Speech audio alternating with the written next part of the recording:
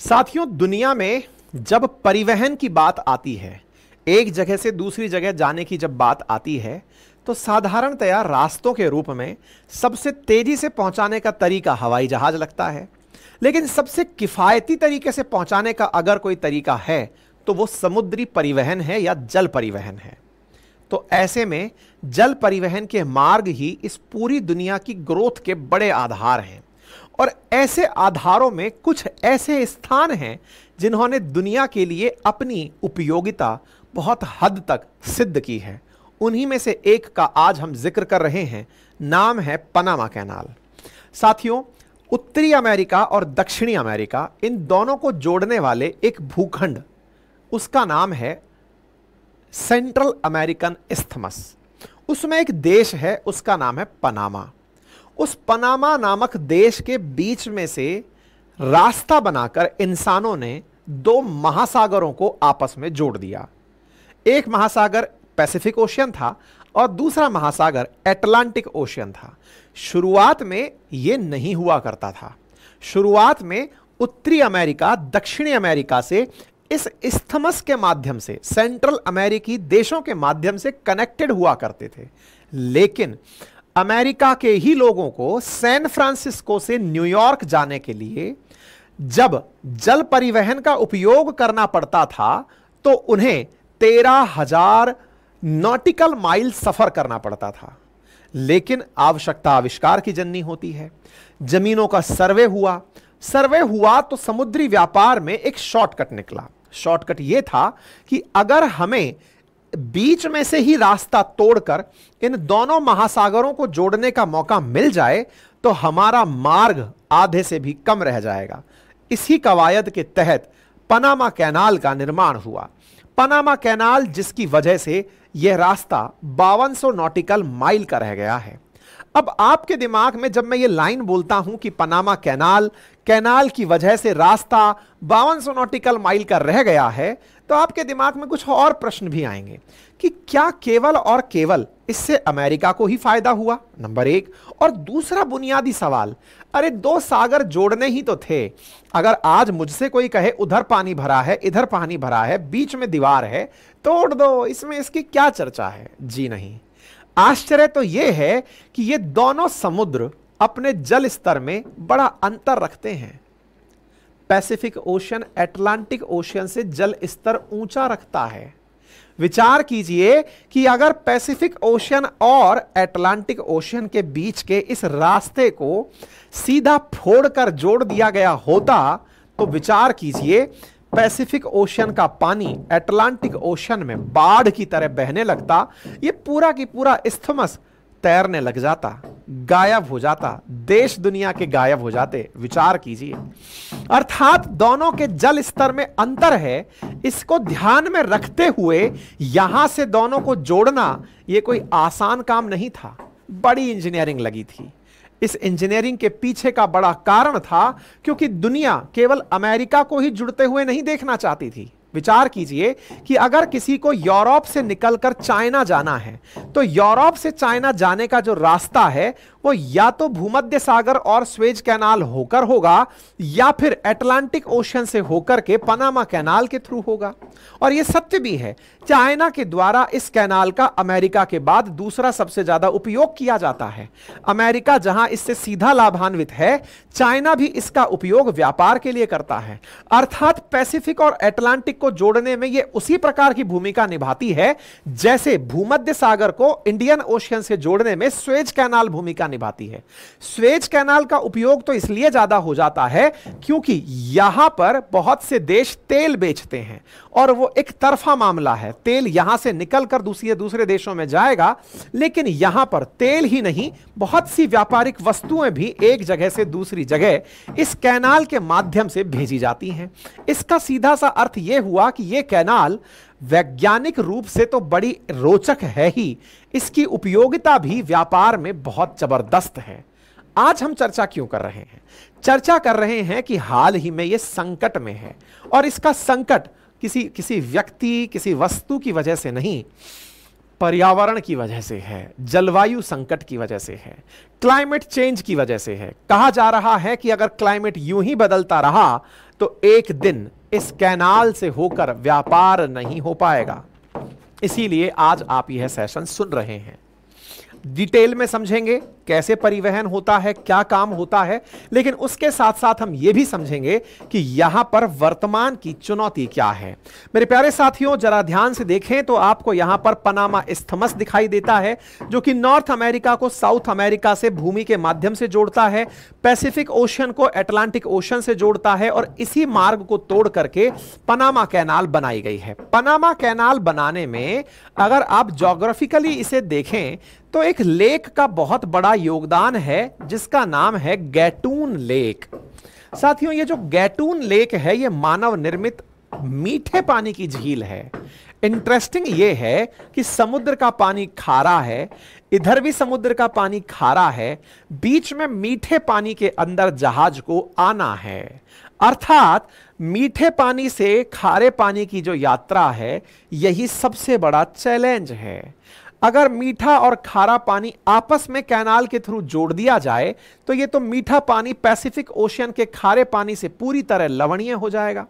लेकिन विचार कीजिए कि अगर इतने सॉल्ट्स इसमें घुस गए तो ये मीठे पानी की झील तो खारी हो जाएगी। क्या फर्क पड़ता है? फर्क यहां से बहुत से लोग जो पनामा में रहते हैं, पनामा की जीडीपी का 80% इस कैनाल की वजह से प्राप्त हुए टोल से चलता है। इंटरेस्टिंग है कि पनामा कैनाल का निर्माण पनामा ने नहीं किया, लेकिन राज पनामा करता है, बिल्कुल वैसे ही जैसे मिस्र राज करता है स्वेज कैनाल पर। पनामा कैनाल जो है, इसका मीठा पानी पनामा के रहने वाले लोगों का लाइफलाइन है। इस पानी में जैसा समुद्री पानी मिला दिया जाए तो लोग मर जाएं। अब दिक्कत यह है कि इस मीठे पानी का उपयोग जहाज के संचालन में हो रहा है। जहाज के संचालन में इस खारे पानी का मिलना तय है। ऐसे में जहाज के पानी के बराबर इसका झील का पानी लाना और झील के पानी से अटलांटिक ओशन का पानी लाना यह बड़ा चुनौती है। यह नहर कोई साधारण नहर नहीं है, कई किलोमीटर मील्स में फैली हुई नहर है, और इस नहर को तरीके से चलाने के लिए प्रॉपर तरीके से मशीनों का, मैकेनाइज्ड तरीके से पानी उठाने का प्रयास किया जाता है। लेकिन यही आज पनामा कैनाल क्लाइमेट चेंज की वजह से परेशान है। आइए इसका थोड़ा सा मैकेनिज्म समझते हैं, इसका थोड़ा इतिहास जानते हैं, समझने का प्रयास करते हैं कि वर्तमान में चुनौतियां क्या हैं। मेरे प्यारे साथियों, अटलांटिक और प्रशांत महासागर को इस्थमस ऑफ पनामा के माध्यम से, यानी कि उस स्थल मध्य डमरू के माध्यम से 110 साल पहले जहाजों के लिए खोला गया था। पनामा कैनाल पर जो वर्तमान में आया हुआ संकट है यह जलवायु परिवर्तन की वजह से है, और यह जलवायु परिवर्तन का असली कारण यह है कि वो जो झील है, जिस झील के पानी का उपयोग किया जाता है, उसका जल स्तर नीचे गिर रहा है। पनामा कैनाल का उस झील के साथ क्या रिलेशन है उसे समझने से पूर्व थोड़ा सा इसका इतिहास जान लेते हैं। इतिहास के साथ साथ यह भी जान लेते हैं कि जब भी कोई जहाज यहां से निकलता है तो इस झील से 52 मिलियन गैलन पानी का हर बार यूज कर लिया जाता है, क्योंकि पानी से ही लिफ्टिंग होती है। मैं एक बार लिफ्टिंग आपको समझा देता हूं ताकि आप इस बात को समझ पाएं। अटलांटिक ओशन से अगर कोई जहाज चला, अब मुझे उसे गैटून लेक तक लेके जाना है। ध्यान से समझना, ये बड़ा इंटरेस्टिंग है, फिर से मैं बताता हूं, पहले ध्यान से समझिए। अटलांटिक ओशन का पानी नीचे है, पैसिफिक ओशन का पानी ऊपर है। अब मुझे जहाज को नीचे से ऊपर पहुंचाना है तो लिफ्ट करना है। अब जहाज को लिफ्ट करने का तरीका क्या है? क्रेन से तो उठा नहीं सकते क्योंकि काफी टन वजन होता है, तो उठाने के लिए पानी भेजना पड़ता है। पानी के दो ऑप्शन है, खारा पानी भेजो या मीठा पानी भेजो। खारा पानी भेजो तो फिर दिक्कत यह है कि समुद्र का पानी गैटून लेक में आ जाएगा। मीठा पानी भेजो तो गैटून लेक का पानी कम हो जाएगा, जिससे पनामा को दिक्कत हो जाएगी। समझ में आ रहा है? मीठे और खारे पानी का संकट है। अब अटलांटिक ओशन से किसी को पैसिफिक ओशन में छोड़ना है, यह बिल्कुल वैसे है, ग्राउंड फ्लोर से किसी को फर्स्ट फ्लोर पर भेजना है, लेकिन वजन बहुत है। वजन बहुत है तो क्रेन लगानी नहीं है, तो पानी में पानी भर करके और इसको अपलिफ्ट करना है। तो इधर देखें, अटलांटिक ओशन को अगर हमको गैटून लेक तक, देखो यहां तक पहुंचाना है, तो कैसे किया जाता है? गैटून लेक से पानी छोड़ा जाता है, वो पानी धीरे धीरे लेवल करके नीचे पहुंचाया जाता है। पानी जितना नीचे पहुंचता है उस पानी को फिर से लेक से ऊपर ला करके इसके लेवल पर ले आया जाता है। गैटून लेक का लेवल आ गया, फिर गैटून लेक के पानी को कम करके इसे फिर नीचे लाया जाता है, और फिर लेवल में पैसिफिक ओशन के साथ मिलाकर भेज दिया जाता है। मतलब समझिए कि लेक में लिफ्टिंग प्रणाली लगी हुई है जो प्रॉपर लॉक के माध्यम से चलती है। यानी कि जब अटलांटिक ओशन से जहाज चलना शुरू करता है तो पहले वो गैटून लॉक पर अपने पैसे पे करता है। यहां पर वेसल को अटलांटिक ओशन से 26 मीटर ऊपर उठाया जाता है। इंटरेस्टिंग बात सोचकर देखिए कि यहां पर उस जगह से जब लेक से गुजरता है तो उसे 26 मीटर ऊपर उठाया जाता है। फिर गैटून लेक के अंदर जहाज 34 किलोमीटर तक चलता है। 34 किलोमीटर तक यह जहाज जब निकलकर पहुंचता है तो उसे 8 से 10 घंटे का समय लगता है। जब गैटून लेक को वो क्रॉस कर लेता है उसके बाद फिर उसे एक गेट का सामना करना पड़ता है जिसे कुलबरा कट कहा जाता है। कुलबरा कट पर यहां से पास होते समय उसे 13.5 किलोमीटर अगले लॉक की यात्रा में निकालना पड़ता है। फिर उसे एक लेक और मिलती है जिसका नाम मिला फ्लोर्स लेक है, जहां उसे 1.5 किलोमीटर तक चलना पड़ता है। इसके बाद में यह वेसल पहुंचता है पैसिफिक ओशन में और इसे इस प्रकार से मिरा फ्लोर लॉक के माध्यम से पहुंचा दिया जाता है। मतलब सोचिए कि वेसल जब लिफ्ट हुआ उसको लेकर सेम प्लेन पर लाकर कई जगह लॉक लगा लगाकर इस तरह से पहुंचाया जाता है। और इसका निर्माण कैसे हुआ, किस तरह से काम होता है, सोचकर देखने की आवश्यकता है। मेरे प्यारे साथियों, कहते हैं कि सबसे पहले फ्रांसीसियों के द्वारा इस बात का पता लगाया गया कि यार यहां से अगर इन दोनों चीजों को जोड़ दिया जाए 1881 में, तो फ्रांसीसियों ने इस चीज की पता लगाया कि अगर इनको जोड़ दिया जाए ना तो दुनिया का बहुत सा व्यापार आसान हो जाएगा। सर्वे हुआ, फ्रांसीसियों ने इस पर काम करना शुरू किया। आपको जानकर आश्चर्य होगा कि ये जो कैनाल है जो कि लगभग 80 किलोमीटर लंबी है, इसको बनाने में लगभग 25,000 लोगों की जान चली गई। क्यों? क्योंकि बनाने वाले लोग जिस जगह कैनाल देख रहे थे वो इक्वेटर के आसपास का क्षेत्र है। उस क्षेत्र में इक्वेटर तो नहीं लेकिन ह्यूमिडिटी बहुत है। ह्यूमिडिटी बहुत है तो बीमारियां बहुत फैलती हैं, डेंगू जैसी, मलेरिया जैसी बीमारी। तो जो लोग यहां पर काम करने आए थे वो बीमारियों से मरने लगे और 25,000 से ज्यादा लोग केवल 80 किलोमीटर लंबी कैनाल बनाने में मरे। ठीक है, फरवरी 23, 1904 को यूएस ने इस कैनाल को फ्रांस से ले लिया कि लाओ हमें दे दो, हम इस कैनाल को बनाते हैं। अमेरिका ने 1904 में इसे बनाना शुरू किया। अमेरिकी राष्ट्रपति रूजवेल्ट यहां की यात्रा पर गए और देखा कि क्या ऑप्शंस हैं जो किए जा सकते हैं। वर्ष 1913 में पहली बार अटलांटिक ओशन का पानी पैसिफिक ओशन के पानी से पहली बार मुलाकात किया। यानी कि दोनों को जोड़ने का जो काम है वो किया गया 1913 में। उसके बाद 1914 में पहली बार एसएस एंकन नामक जहाज था जो कि पनामा कैनाल को क्रॉस करके दूसरी तरफ निकल कर गया था। यानी कि यह काम के टेक्नोलॉजी की काम, सिंपल काम नहीं था कि दो पानी के समुद्र हैं उनके बीच में रास्ता खोद दो, बन जाएगा, नहर बन जाएगी। नहीं, वाटर लिफ्टिंग का काम करना था, बेहतरीन इंजीनियरिंग का काम करना था। आज से 110 साल पहले यह काम करना था। प्रथम विश्व युद्ध जब शुरू होने वाला था, आप सोचकर देखिए दुनिया तकनीकी में कितना आगे तक विचार करती गई है। धीरे धीरे इंप्रूवमेंट करना शुरू हुआ, इसको और चौड़ा करने का काम शुरू हुआ। 1977 में एक ट्रीटी साइन हुई और इस कैनाल को पनामा को सौंप दिया गया। वर्ष 1999 में पनामा नामक देश को कहा गया कि ये आप चलाइए, इसका मेंटेनेंस करिए, इसमें जरूरी काम है वो करते रहिए और बकायदा इसके लिए आप टोल वसूलिए। जैसे आज सड़क के लिए आप टोल देते हैं, ऐसे इस पर भी टोल दिया जाता है। और 2007 में फिर इस कैनाल को और चौड़ाने का प्रयास हुआ क्योंकि जहाज बड़े होने लग गए। बड़े जहाजों को निकालने के लिए फिर कैनाल को बड़ा करना शुरू हुआ। 2016 में पनामा कैनाल का एक्सपेंशन भी कंप्लीट हुआ, यानी कि अब यह कंप्लीट चौड़ी हालत में है। लेकिन अब चुनौती पानी की है। पानी की क्यों है? क्योंकि जब कोई एक जहाज यहां से गुजरता है तो यहां पर 52 मिलियन गैलन पानी यूज किया जाता है। अब गैलन पानी यूज कर लिया जाए जहाजों के लिए, समुद्र में बहुत पानी है। मुसीबत वो मीठा पानी है जो गैटून लेक के अंदर भरा हुआ है।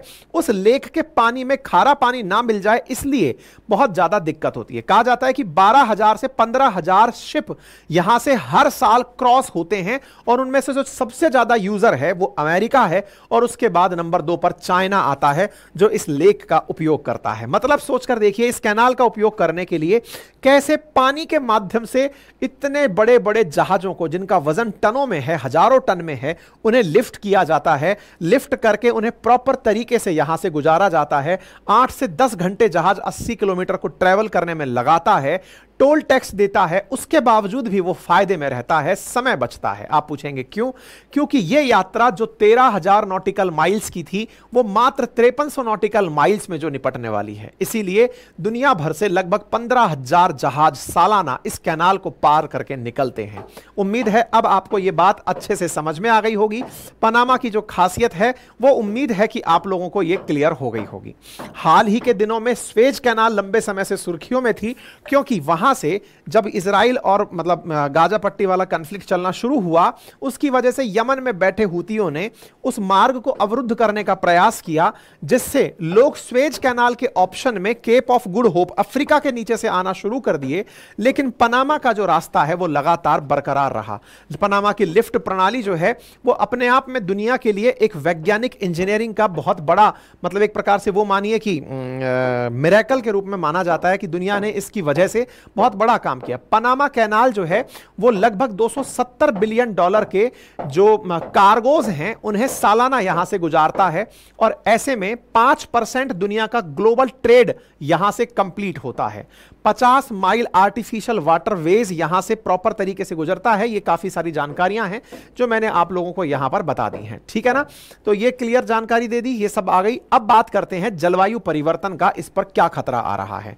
जलवायु परिवर्तन की वजह से ये जो गाटून झील है ना, इसके अंदर ताजे पानी की कमी हो रही है। जहां 50 मिलियन गैलन एक जहाज के लिए उपयोग किया जाता हो, मतलब हर दिन इतना पानी जितना पानी न्यूयॉर्क सिटी के 8 मिलियन निवासियों द्वारा इस्तेमाल किए गए पानी की मात्रा से 2.5 गुना ज्यादा पानी हो, उतना एक जहाज पानी यूज कर लेता हो। ऐसे में पानी का स्तर कम होने लग रहा है, क्योंकि अटलांटिक ओशन से आने वाले जहाजों के लिए पानी भरना पड़ता है और उससे उसे लिफ्ट कराना पड़ता है। अटलांटिक ओशन के पानी को यूज नहीं किया जाता, और पानी भी थोड़ा बहुत नहीं, 50 मिलियन गैलन पानी। 50 मिलियन गैलन पानी का अर्थ हुआ कि न्यूयॉर्क सिटी, सोचकर देखिए कि एक दिन में New York city 8 million, New York city की जो पॉपुलेशन है 8 मिलियन, वो जितना पानी यूज करती है, उस पानी का भी 2.5 गुना पानी केवल एक जहाज यूज कर ले रहा है। ऐसे में पानी एक बहुत बड़ी चुनौती बना हुआ है, और चूंकि यहां बारिश का अभाव रहा पर्यावरण परिवर्तन के चलते, तो इस झील के अंदर पानी घटने लगा। इसके चलते हुए यह हुआ कि 20 साल के अंदर यहां बारिश की कमी देखी गई, और यह तीसरी बार है 26 सालों में जहां यहां पानी की कमी देखी गई। अब सवाल यह बनता है कि सर इसका कोई और सा रास्ता भी तो हो सकता है। क्या हो सकता है? कि समुद्र का पानी ही ले आओ साहब अल्टीमेटली। तो साहब यहां के लोगों को मारें क्या? यहां के लोग विरोध करने लग जाते हैं, वो कहेंगे कि हम पिएंगे क्या, फिर पानी नहीं है हमारे पास पीने के लिए। फिर एक दूसरा ऑप्शन बनता है कि यहां पर किसी और नदी का पानी डाला जाए। इसके लिए सुप्रीम कोर्ट में, इनके कानून में पहले से रोक लगा रखी थी कि उस नदी का पानी इस झील में नहीं डालेंगे, लेकिन फिलहाल कहा जा रहा है कि सुप्रीम कोर्ट ने उस चीज के लिए भी परमिशन दे दी है, और कहा है कि दूसरी जो एक नदी है इनके यहां पर, उस नदी के पानी को इस नदी के अंदर, इस झील के अंदर गाटून लेक में डालना शुरू करिए, सो दैट इस झील के स्तर को बरकरार रखा जा सके, ताकि पनामा की इकोनॉमी में 80% योगदान देने वाला ये पनामा कैनाल बरकरार तरीके से चलता रहे, दुनिया का व्यापार बिना किसी अवरुद्ध के चलता रहे। उम्मीद है आपको जानकारी पसंद आई होगी। अगर पसंद आई हो तो साथियों के साथ इसे जरूर साझा करें। चैनल पर नए हैं तो सब्सक्राइब करें, और हमारे कोर्सेज जो अपनी पाठशाला पर उपलब्ध हैं उन्हें जरूर एक्सेस करें। अपनी पाठशाला के साथ में हमारी वेबसाइट पर भी हमारी टेस्ट सीरीज उपलब्ध है, उन्हें आप देख सकते हैं। हैंड रिटन मटेरियल उपलब्ध है जिन्हें आप घर बैठे 7 दिन के अंदर